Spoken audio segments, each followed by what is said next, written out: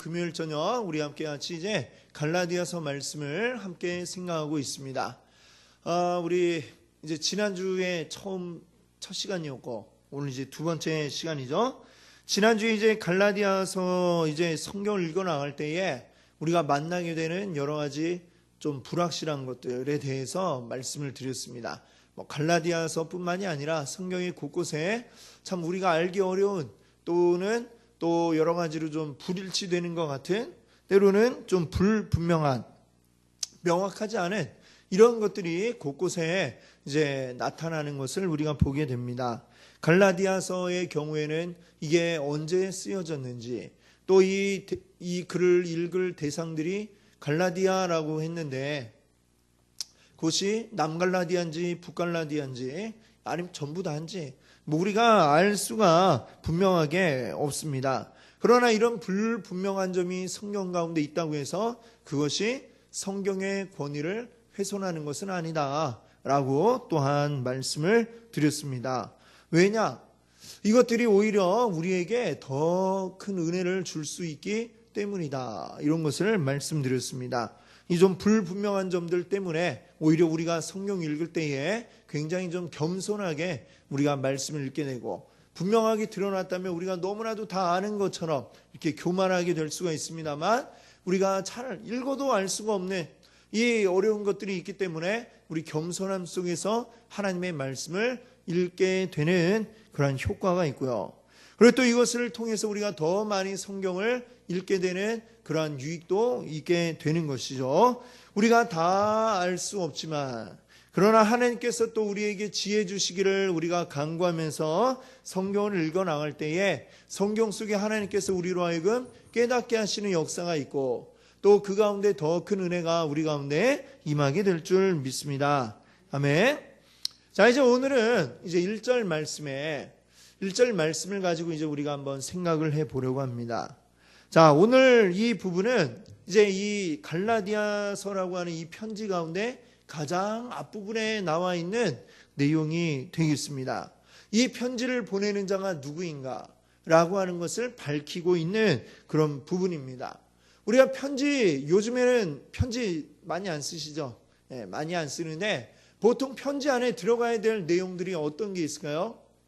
일단 보내는 사람, 받는 사람 이게 있어야 되고 또 중간에 이제 어떤 내용, 안부 인사라든지 내용 여러 가지가 있어야 되고요. 예, 그런 것들이 있어야 되겠죠. 자, 근데 지금 이 1절은 이제 이 보내는 사람이 누구인가라는 것을 밝히는 부분인데, 자, 여기에서 이 1절 우리가 쭉 읽어봤는데, 제가 가진 성경에는 한 4줄 되는 것 같아요. 긴데, 이거를 딱 한마디로 줄일 수가 있을 것 같아요. 줄여도 이렇게 문제가 안 되는, 딱 하나만 남긴다면 어떤 단어를 남길 수 있을까요? 맨 마지막에 있는 바울은 이렇게 되겠죠. 말하자면 이 나머지는 다 뭐냐면 바울이 누구이냐 이거를 설명하는 그러한 내용들이다 이렇게 볼 수가 있겠습니다. 자, 그럼 이 바울, 나 바울이 지금 쓰고 있어요 라는 얘기인데 이 바울 스스로가 자기 자신을 어떻게 표현하고 있는가, 설명하고 있냐라고 하는 것이죠. 이 바울은 지금 어떤 바울이라고 합니까? 뭐 된 바울이래요? 네, 너무 길게 말고 간단히 하면 맨 마지막 줄에 뭐라고 되어 있습니까? 사도된 바울이다. 사도된 바울이다. 이렇게 이야기하고 있습니다. 즉 바울은 누구냐? 사도된 바울입니다. 라고 또 이야기를 하고 있는 것이죠. 그리고 1절의 나머지 부분들은 다 뭐냐면 내가 어떻게 해서 사도된 바울이냐 이거를 설명하고 있는 것입니다. 내가 어떻게 사도가 되었느냐? 사람들에게서 난 것도 아니다. 사람이 나한테 사도하세요 이래갖고 된 것도 아니고 사람으로 말미암은 것도 아니고 오직 뭐라고 그래요? 예수 그리스도와 그리고 예수 그리스도를 죽은 자 가운데서 살리신 하나님 아버지로 말미암아서 사도된 바울이다 라고 이렇게 장황하게 설명을 하고 있는 것입니다. 자, 여러분이 만약 지금 누군가에게 편지를 쓴다면 자, 어떻게 편지를 시작하시겠습니까? 제가 한번 생각을 해봤어요. 제가 잘 아는, 만약에 이렇게 석현이한테 제가 편지를 쓴다면 이렇게 쓸 것 같아요. 안녕, 나 동현 목사님이야, 이러고 나에 대해서 이야기를 하겠죠. 자, 만약에 잘 알지 못하는 사람에게 내가 어떤 공적인 일 때문에 편지를 쓴다. 그러면 안녕하십니까? 저는 연수초대교회 담임목사 이동현입니다. 아마 이러면서 이제 편지를 시작을 할 것 같아요. 자, 뭔가 나의 이름만 쓰면 또 날 잘 모를까봐 내 뒤에 나의 어떤 직함을 이제 붙이는 거, 뭐 이런 정도는 우리가 다 편지 쓰면서 할 수 있는 일이다, 이렇게 생각이 되어집니다. 그런데 제가 편지를 쓸 때에 만약 이렇게 쓴다고 해보십시오. 편지에다가 앞머리에 저는 연수초대교회 성도들의 공동의회 결과 담임목사로 위임하는 게 통과되어서 우리 대한예수교 장로회 합동 경기중부노회에 이제 허락을 받아 이제 담임목사가 된 이동현입니다. 라고 이렇게 쓰면은 어때요? 좀 뭔가 이상하죠? 어색하죠? 예. 우리 굳이 그렇게 쓰지 않는다라는 얘기입니다. 우리는 그냥 뭐 내 직함 정도는 쓸 수 있어요. 이동현 목사입니다. 뭐 이렇게 할 수 있지만, 자, 사도인 나 바울은 아마 이런 정도는 우리가 가능할 것 같은데 그 앞에다 굉장히 긴 설명을 갖다 붙였어요. 사람들에게서 난 것도 아니고 사람으로 말미암은 것도 아니고 오직 예수 그리스도와 그리고 그를 죽은 자 가운데서 살리신 하나님 아버지로 말미암아서 사도된 나 바울이다. 이렇게 지금 이야기를 하고 있다는 것이죠. 그럼 사도 바울은 왜 이렇게 길게 자신의 그 사도됨에 대해서 설명을 하고 있느냐? 이걸 우리가 한번 생각을 해봐야 되겠습니다. 자, 먼저 이 사도라고 하는 말을 우리가 한번, 사도가 뭐냐? 이걸 한번 생각해 봐야 될 것 같아요. 사도란 쉽게 얘기하면 이제 그 원어의 그 뜻이 어떤 뜻이냐면요, 보냄을 받은 사람이다, 이런 뜻을 가지고 있습니다. 자, 보냄을 받은 사람, 누군가가 어떤 다른 사람을 보냈다라고 할 때에 그 보낸 사람이 있고 보냄을 받은 사람이 있겠죠. 이제 보냄을 받아서 간 사람이 있고 보낸 사람이 있습니다. 자, 그러면 이 보냄을 받은 사람은 어떻게 할까요? A가 B를 보냈습니다. 그러면 그냥 보낸 게 아니겠죠. 보통은 자, 내가 이런 말을 해야 되는데 내가 못 가니까 내 대신에 이 말을 전해줘 하면서 A가 B를 보낼 겁니다. 그러면 그 B는 가서 누구 말을 해야 돼요? 자기 말을 하는 게 아니라 A의 말을 그가 해 주어야만 하는 것입니다. 자, 예를 들면 이제 대사, 나라마다 각각 그 나라를 대표하는 대사들을 다른 나라에다가 보내죠.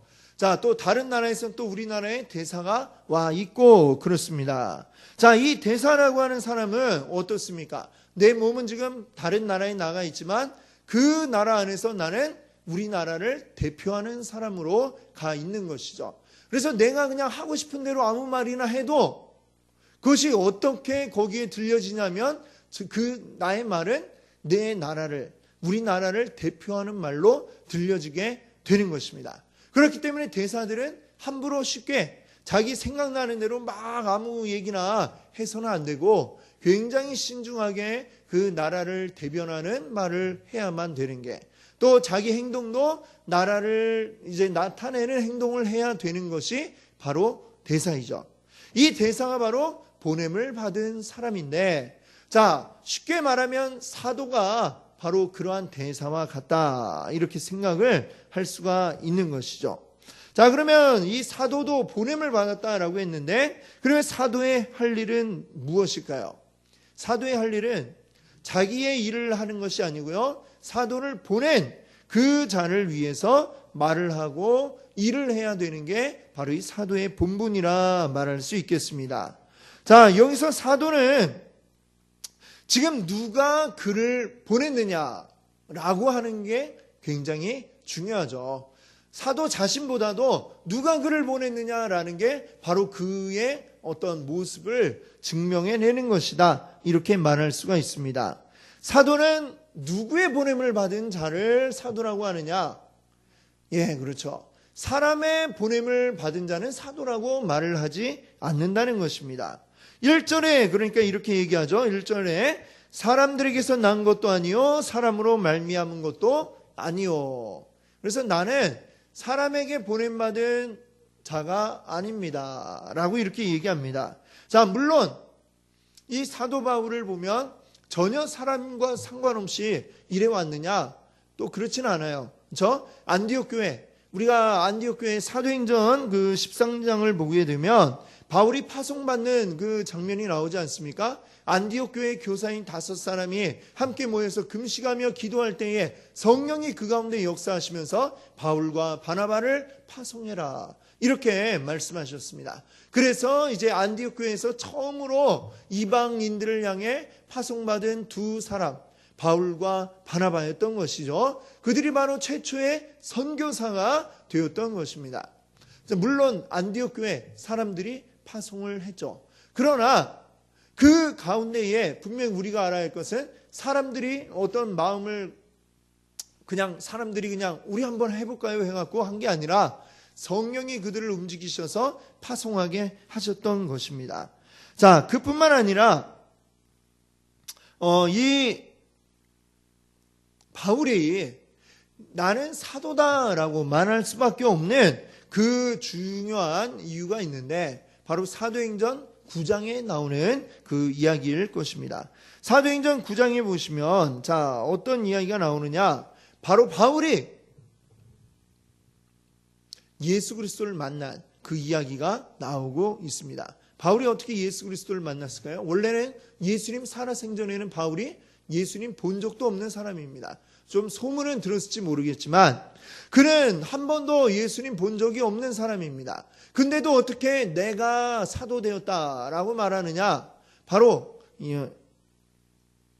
그 다메섹으로 가던 길에 이 바울이 예수님을 만났기 때문인 것이죠. 자, 근데 이 바울이 이토록 자신이 사도다라고 하는 것을 강조할 수밖에 없는 이유가 무엇인가? 우리 이제 지난 그 성경 일동학교를 할 때에도 여러분께 말씀을 드렸지만 바울에게는 끊임없이 바울을 공경하는 자들이 있었다라고 하는 것입니다.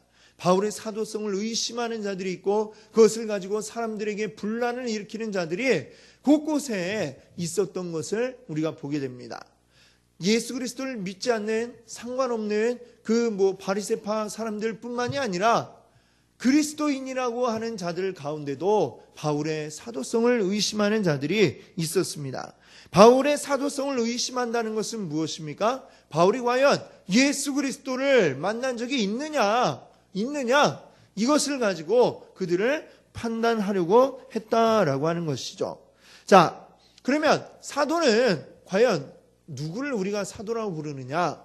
이 사도행전 1장에 보면 가룟 유다 때문에 이제 가룟 유다가 예수님 팔고 난 후에 스스로 그냥 괴로워서 목숨을 끊지 않습니까? 이제 12명의 그 제자들이 있는데 한 자리가 비게 되었단 말이죠. 그 나머지 한 자리 이 사도의 한 명의 수를 채우자 해서 새롭게 사도를 뽑는 이야기가 사도행전 1장에 나오고 있습니다. 자, 그때 그러면 어떤 기준으로 새로운 사도를 뽑았는가? 기준이 2가지가 나오는데요. 사도행전 1장 21절 22절에 보면 이렇게 말씀하고 있습니다. 요한의 세례로부터 우리 가운데서 올려가신 날까지 주 예수께서 우리 가운데 출입하신 때에 항상 우리와 함께 다니던 사람 중에 하나를 세워. 자, 이 얘기는 무슨 얘기입니까? 요한의 세례는 바로 세례 요한에게 예수님이 세례받던 그때가 언제입니까? 예수님의 공생애를 시작하시던 바로 그때죠. 그러니까 그 맨 처음 순간부터 함께 했던 자들이 있다라고 하는 바로 그러한 이야기가 되겠죠. 자, 베드로, 안드레, 야고보, 요한 이런 사람들도 이 요한복을 보면 어떻게 나옵니까? 원래는 세례 요한을 쫓아다니던 자들이라고 나오고 있습니다. 그러다가 그곳에서 예수님 세례 받으시는 모습을 보면서 저에게 분명 뭐가 있다. 그래서 막 따라가죠. 따라오니까 예수님이 왜 자꾸 날 따라오냐? 그렇게 궁금하면 와보라 이 말씀하지 않습니까? 그래서 그때부터 이제 베드로, 안드레, 야고보, 요한 이들이 예수님 제자가 되었는데, 사실은 그때의 이 4명 말고도 예수님을 계속해서 쫓아오는 많은 무리들이 있었다라고 하는 것이죠. 맨 처음 그때부터 수많은 무리들이 쫓아왔고, 그들 가운데 예수님이 12명을 따로 세우셨고, 때로는 그들 가운데 70명을 또 파송하셔서 전도하기도 하시고, 이런 일들이 있었던 것을 보게 됩니다. 예수님 부활하신 후에도, 예수님이 승천하신 후에도 지금 그들이 함께 모여 있죠. 그들 가운데 이제 120명의 문도가 함께 마가의 다락방에 모여서 이제 기도하는 가운데에, 그때 이제 새로운 사도를 우리가 한 자리 빈 데를 채우자 해서 뽑게 됩니다. 그것이 바로 지금 이 말씀이고요. 그 다음에 그 새로 뽑은 자는 어떻게 해야 될 것인가를 22절에 계속해서 이렇게 말씀하고 있습니다. 우리와 더불어 예수께서 부활하심을 증언할 사람이 되게 하여야 하리라 하거늘, 이렇게 말씀하죠. 그래서 처음부터 예수님 만나서 함께 왔던 자를 뽑아서 그로 하여금 어떻게 하게 한다는 겁니까? 예수님이 부활하심을 증언할 사람이 되게 하겠다. 바로 이게 사도라고 하는 것이죠. 그럼 사도의 그 조건 가운데 하나는 예수님을 만난 자라야 된다라고 하는 게 여기에 들어가 있는 것을 보게 됩니다. 예수님 함께 만나고, 예수님 그냥 한번 만난 것이 아니라 예수님께 가르침을 받고, 그런 자들이 가운데 또한 예수님의 부활하심을 증언하기 위해서 일할 자가 바로 사도다라고 하는 것입니다. 자, 그런 면에서 볼 때에 후에 이제 그 우리 성경 가운데도 나오는 디모데라든지 또는 디도라든지 이런 자들은 사도일까요? 아닐까요? 그들은 사도라고 부르지 않습니다. 왜? 그들은 예수님 만나지 못했기 때문에 그렇죠. 왜? 예수님 그 시기와 또 장소가 맞지 않으니까 예수님 보지 못한 자들입니다. 그래서 이들은 그냥 이제 바울이 서신서에서 이들은 목회자라고 이야기를 하지 않습니까? 그래서 그들에게 목회 서신을 보내는 것이죠. 자, 바울의 그 성경 가운데에 이 초대교회의 여러 가지 직분에 대해서 이야기를 하고 있지만, 직분자를 세우는데 어떤 자들을 세우느냐? 자, 어떤 직분을 세우느냐? 여러 가지 직분이 나오죠. 장로도 있고, 감독도 있고, 집사도 있고, 또 목사도 있고, 여러 가지 직책이 나옵니다. 그러나 그 직책들 가운데 사도는 없습니다. 그렇죠? 사도라는 직책을 세우라고 하는 걸 읽어보신 적 없으시죠? 왜? 그거는 이미 지나가 버렸기 때문에. 예수님 다 부활하셨는데 예수님을 직접적으로 만날 방법이 없고, 그러니 사도는 세울 수가 없는 것이죠. 그러니까 이 사도라고 하는 것은 다분히 맨 처음 교회가 세워지는 초대교회의 상황에서만 있었던 아주 특별한 그런 직분으로 우리가 생각할 수가 있는 것입니다. 자, 근데 요즘에 보면 이제 그 기독교 안에 신사도 운동이라고 하는 이런 운동이 있다고 그래요. 이 신사도 운동은 이제 어떠한 것을 이제 중점으로 하냐면은 이제 은사주의의 그런 운동을 활발히 하고 전도를 이제 활발히 하는 그러한 운동 가운데 하나입니다. 자, 근데 이들이 이제 그 타이틀이 신사도 운동이라고 했잖아요. 그렇죠? 이 문제가 뭐냐면, 우리가 은사를 사모하고 또 그 은사로 일을 하고 전도하고 이런 거는 우리가 당연히 우리 모든 교회들이 해야 할 일이지만, 어떤 이 사도라고 하는 이 직분이 새롭게 이렇게 우리에게 주어졌다라고 하면서 이제 주장을 하고 하는 부분이 이들에게 있는 것이죠. 그래서 이런 부분이 이제 문제가 되고 성경과 어긋나는, 그래서 좀 굉장히 어떤 교회 부흥을 위한 운동처럼 보여지지만 사실 여러 가지로 우려를 낳고 있는 그런 운동으로 지금 이제 이야기가 되고 있는 가운데 있습니다. 그래서 우리가 이 성경과 어긋나는 것이 없어야 합니다. 이 교회는 성경대로, 성경 말씀대로 이제 되어야 하고, 우리가 어떤 은사라고 하는 것도 바울이 이야기하기를 항상 교회 안에서 질서 가운데 이것을 행하라 이렇게 말씀하고 있습니다. 그 질서를 무너뜨리고 또 이렇게 마구 이렇게 행하게 된다면 그것은 아무리 똑같은 모양을 하고 있다 할지라도 그것이 하나님이 주신 게 아닌 것으로 우리가 생각을 해야 되겠죠. 똑같이 예언의 말을 한다 할지라도 이것이 교회를 질서를 무너뜨린다라고 한다면 그것은 이게 하나님이 주시는 그런 말씀이 아닌 것으로 우리가 분별을 할 수 있어야 할 것입니다. 그래서 우리가 은사라고 하는 것을 우리가 생각할 때에 항상 이 은사는 성령께서 우리에게 필요를 따라서 주시는 것으로 우리가 알아야지, 우리가 때를 쓴다고 해서 이게 주시는 게 아니라 하나님께서 필요하실 때에 필요한 순간 필요한 장소에서 사용할 수 있도록, 그리고 또 그 필요라고 하는 것은 어떤 목적입니까?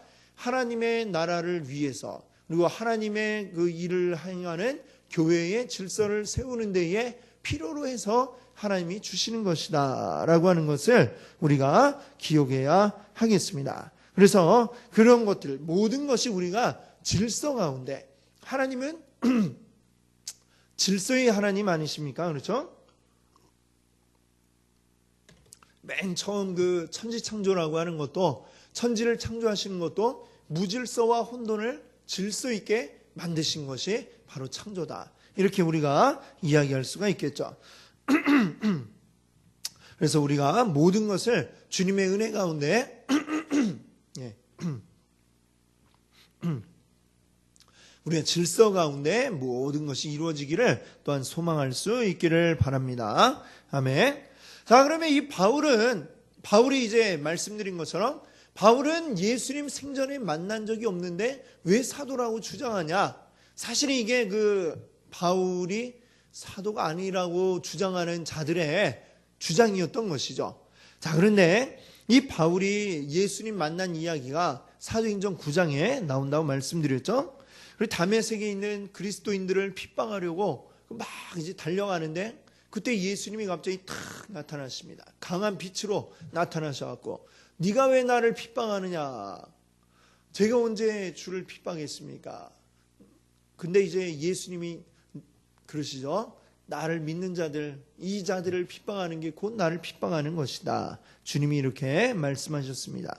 이때 예수님이 이미 십자가에서 죽으시고 부활하시고 승천까지 하신, 그러고 난 지 한참 된 때이지만 주님께서 특별하게 지금 이 바울에게 오셔서 바울이 깨닫게 하시고 바울이 회심할 수 있도록 정말 강력한 하나님의 역사로 예수님이 정말 직접 오셔갖고 그를 변화시켜 주심으로 그가 완전 180도 바뀐 사람이 되지 않았습니까?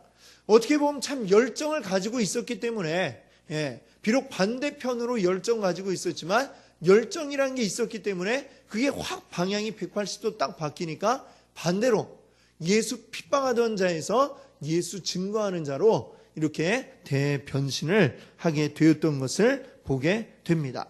그래서 많은 이들이 지금 바울에 대해서 왜 당신은 예수님 본 적도 없지 않소 이렇게 이야기하지만 바울은 자신 있게 내가 사도다 이렇게 이야기할 수 있는 게, 이건 내가 하고 싶어서 하는 거 아니고 또는 누가 이렇게 하라고 부추겨서 하는 게 아니고 바로 예수 그리스도가 나에게 오셔서 말씀하셨고 그렇기 때문에 내가 사도가 되었다라고 이렇게 자신 있게 바울은 이야기할 수가 있었던 것입니다. 자, 그 소명의식, 주님이 나를 부르셨다라고 하는 이 의식이 바울에게 있었기 때문에 바울은 그 후로 계속해서 그 한 길을 따라 주님이 보여주신 길을 따라서 끊임없이 달려갔던 것을 우리가 보게 됩니다. 그가 죽을 고비를 몇 차례를 넘기고 때로는 사람들에게 돌에 맞아서 죽을 뻔하였고, 그리고 40대 이상 못 때리게 돼 있으니까 한 대 뺀 39대 때리고 좀 쉬었다가 또 때리고, 이런 것을 몇 번을 그렇게 당하면서 고난 가운데 고통 가운데 있었죠. 이건 누가 돈 줄 테니까 이거 하세요 한다고 그 일을 하겠습니까? 할 수가 없는 일인데 예수님이 바울에게 오셔서 너 내 일을 해야 되지 않냐 하시니까 확 바뀌어서 이제 주님을 그 고난을 무릅쓰고 증거했던 자가 될 수가 있었던 것입니다. 자, 이러한 소명의식이라고 하는 거, 이 소명의식이라고 하는 거는요, 단순히 어떤 내가 만났어 라고 하는 어떤 주관적인 확신만으로는 되는 것이 아닙니다. 때로는 자기 혼자 착각하는 경우도 있을 수도 있어요.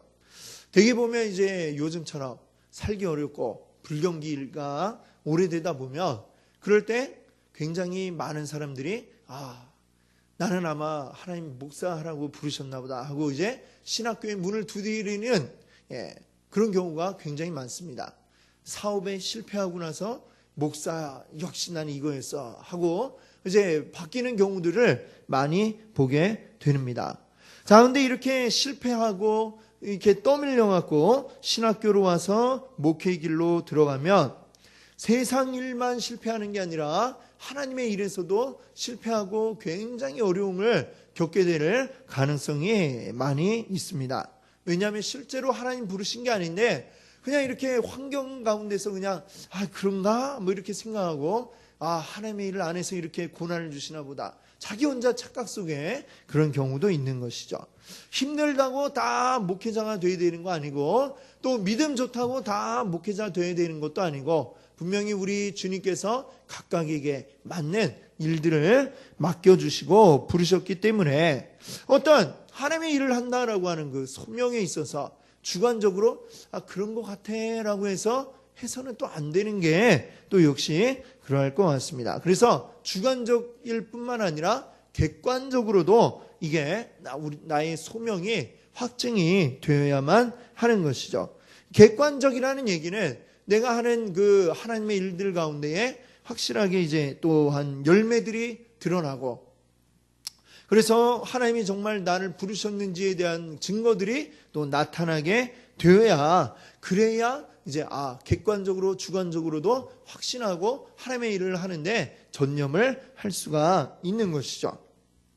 자, 그리고 또 한 가지는 우리가 또 생각해 볼 것은 사역자가 하나님의 보냄을 받은 사람이라고 하는 것이 이제 확실할 때에, 그럴 때에 그 사역자를 대하는 또 평신도들의 그 태도는 어떠해야 하는가?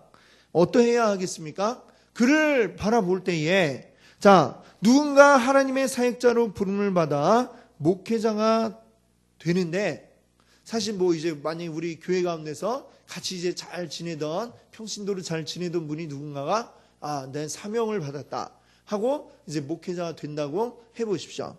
근데 그런 경우에 되게 많은 경우에는 그 교회 안에서 계속 이렇게 사역을 하거나 하지 못하고 다른 곳으로 이제 가는 경우가 많이 있게 됩니다. 같은 그 자라났던 교회에서 하기가 어려운 경우를 많이 보게 되죠. 그 이유는 뭐냐면 어쩌면 예수님의 경우가 그러했는데, 예수님이 누가복음 4장 24절에 보면 이런 말씀하셨어요. 선지자가 고향에서는 환영받을 자가 없느니라. 자, 이게 무슨 얘기냐면 예수님이 이제 요한에게 가서 세례받고 공생에 이제 본격적으로 활동을 시작하시는데 갈릴리 나사렛에 오셨단 말이죠. 와서 말씀을 전하고 병자들을 막 고쳐주고 이러는데 보니까 사람들이 막 웅성웅성하면서 이야기합니다. 자, 뭐라고 이야기하느냐? 저 목수 저 요셉의 아들 아닌가? 이렇게 이야기를 하는 거죠. 그래. 옆에서는 또 맞아. 자네 엄마가 그 마리아 아니든가 말이야. 이렇게 얘기하죠. 그리고 또 보니까 아이고 그러네. 우리 아들놈하고 저 집 둘째 저 예수 동생 뭐 야고보하고 또 같은 동창이고 뭐 이런 게 막 나오니까, 자, 그러면서 이제 야, 예수야 너 뭐 하냐 여기서 이러면서 막 그런 일들이 벌어지게 되었겠죠. 때로는 그 누가복음에 보니까요, 친척들이 막 와갖고 야, 너 왜 이래 하면서 막 예수를 막 꾸짖고 지금 이런 일들이 나타나게 되었다는 것입니다. 자, 무슨 얘기입니까? 우리 사람들이 다 아는 거예요. 예수님이 어릴 때 어떠했는지, 그 집에 밥 숟가락이 몇 개인지도 다 알고 있는데 갑자기 너 왜 이러니? 막 이렇게 되는 거죠. 네가 갑자기 이러니까 어색하다 막 이러면서 지금 예수님을 대했을 것이다 라고 하는 말입니다. 그러니까 자 마찬가지죠. 뭐 이렇게 같이 이제 평신도로 있다가 또는 뭐 우리 안에서 이제 자라난 이제 누군가가 신학을 하겠다 해서 신학을 딱 해보십시오. 그래갖고 이제 딱 전도사가 되고 목사가 되는데 처음에 같이 이제 딱 우리들도 어색하고 그러니까 괜히 이제 전도사님 뭐 이렇게 불러야 되는데 야 누구야 하고 막 하는 게 더 빨리 나오고 뭐 이런 경우들이 생기니까 나중에 이제 피차간에 서로 은혜가 안 되고 그러니까 이제 여기서 안 하고 딴 데로 이제 가게 되는 뭐 그런 경우들이 있죠. 근데 그러면 안 되고 그런 경우가 있다 할지라도 어릴 때부터 뭐 어떤 거 했는지 다 안다 할지라도 사명자가 되었다면 하나님 부르심 받은 자 되었으면 그 순간부터는 이 성도들이 그에게 존경의 표를 이제 해야 되고 또한 그 말에 순종을 해야 할 것입니다. 자, 또한 더불어서 이 사명자들에게 우리 성도들이 또 해야 할 것이 하나 있는데 바로 위로를 또한 해줘야 한다라고 하는 것이죠. 이 복음을 전하는 자에게는 참으로 그 위로받을 일이 많이 있습니다. 왜냐하면 목회자는 늘 우리 성도는 그렇잖아요. 그냥 내가 잘 믿어서 내 믿음을 잘 지키면 되는데 또 이 앞에 있는 목회자들은 나만 잘 믿으면 안 되고 우리 성도님들을 잘 또 이렇게 이끌어가야 할 책임이 항상 이 어깨에 무겁게 지워져 있기 때문에 그러니까 이제 늘 압박감이 사실 또 있습니다.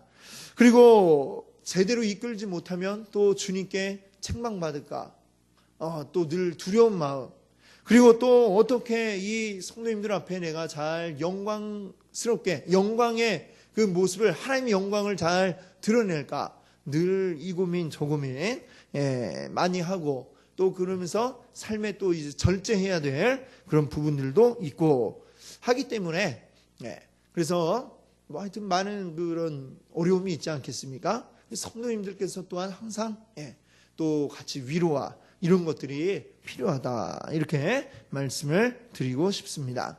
그래서 저는 그런 생각을 해봐요. 이게 사실 목회자가 좀 구원받은 자들 가운데서는 좀 제일 악한 사람들이 목회자 되는 게 아닐까 이런 생각을 해봅니다. 왜냐하면 저도 그렇지만 이게 만약에 내가 목회자가 안 되었더라면 어떠했을까 이렇게 생각을 해보면 참 난감하게 되지 않았을까 이런 생각을 해봅니다. 내가 목회자 안 됐으면 새벽에 어떻게 일어나고 내가 새벽 예배를 드렸을까? 내 목회자 안 됐으면 이렇게 성경을 읽었을까? 내 믿음이나 잘 지키고 있었을까? 뭐 이렇게 생각을 해보면 세상 어딘가에서 방황하고 있었을지도 모르고 이 금요일 날 불금이야 하면서 또 저 밖에 어딘가를 헤매고 있었을지도 모르는데 참 이렇게 하나님이 특별하게 또 목회자로 부르셔갖고 이 금요일 날 어디 딴 데 안 가고 교회에 와서 불같은 성령을 사모하며 이렇게 예배하게 하시는 걸 보면 하나님이 저를 좀 특별 관리가 필요해서 목회자로 부르신 게 아닐까 이런 생각을 해봅니다. 그렇게 생각해 보면 우리 성도님들은 참 대단하신 거죠. 대단하기 때문에 저처럼 특별 관리를 하지 않아도 믿음을 지킬 수 있고 그리고 잘 또 삶의 현장 속에서 또 함께 일도 하면서 하나님 말씀대로 살아갈 수 있기 때문에 그렇게 여러분 삶의 현장 속에 남겨두신 줄로 믿습니다. 아멘.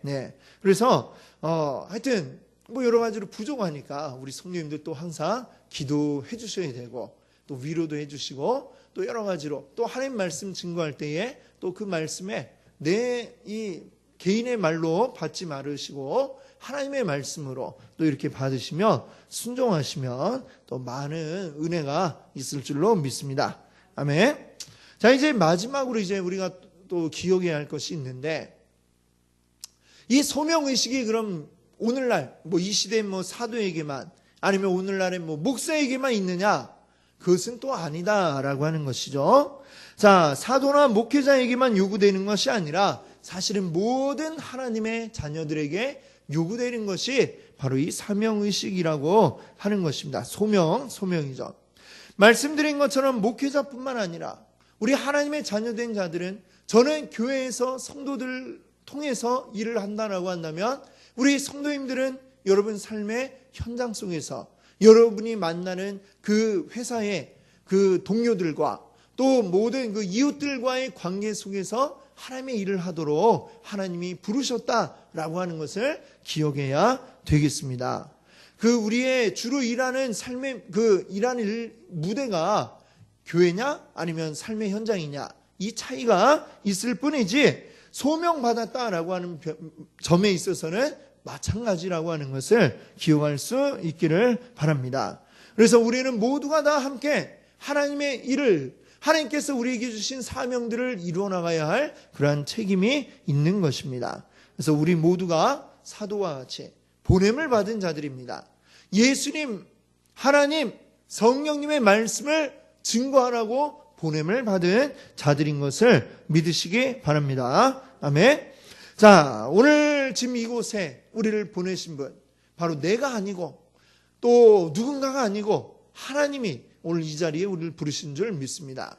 우리가 생활하는 그 모든 곳에, 내가 가 있는 모든 곳에 나를 보내신 분은 하나님이신 것을 여러분들 믿으시기 바랍니다. 오늘 바울이 이야기한 것처럼 하나님 아버지로 말미암아 오늘 저는 목사가 된 나는, 또 여러분은 성도가 된 나는, 이렇게 여러분들 외치면서 내가 있는 그곳에서 우리 하나님의 일을 힘차게, 우리 바울 사도와 같이 이 강렬한 사명의식을 가지고 이루어 나가시는 여러분들 되시기를 바랍니다. 아멘. 함께 기도하겠습니다.